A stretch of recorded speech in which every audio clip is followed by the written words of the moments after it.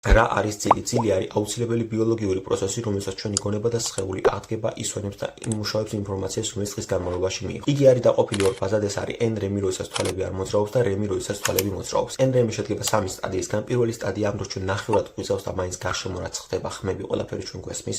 კუნთები ამ დროს თანდათან დუნდება და უფრო მარტივდება ჩვენთვის გაღვიძება. მეორე სტადია ძილის 50%-ს შეადგენს და ამ დროს ჩვენი ტვინი უფრო და უფრო ნელდება, მაშინ ტალღები ნელდება და ტემპერატურა და გულისცემა ასევე მცირდება. მესამე სტადიას ასევე ღრმა ძილს უწოდებენ, რომლის დროსაც ყველაზე მეტია რეგენერაცია ხდება. ამ დროს გამოიყოფა სომატოტროფინი, ანუ ზრდის ჰორმონი, რაც გამოიწვევს ბავშვებში ყველაზე მეტის და განვითარდეს. ამ დროს ყველაზე მეტად გვიჭირს ჩვენ გაღვიძება. ამის შემდეგ იწყება REM ფაზა, რომელიც ძილის დაწყებიდან 90 წუთში ვითარდება. იგი გრძელდება რამდენიმე წუთიდან 1 საათამდე და ყოველი ციკლის შემდეგ მისი ხანგრძლივობა უფრო და უფრო იზრდება. ამ დროს ჩვენ ხდება სიზმრები, რაც გამოიწვევს, რომ ტვინის აქტივობა უდრიდეს გაღვიძებისას მის აქტივობას. და ამ დროს სხეული პოლარიზებული არის თვალების გარდა. ყველაფერი ეს ხდება ციკლის სახით 4-დან 6 ჯერ. ღამის პირველი ნახევარი უფრო არის მესამე სტადია და მეორე ნახევარი არის უფრო REM სტადია.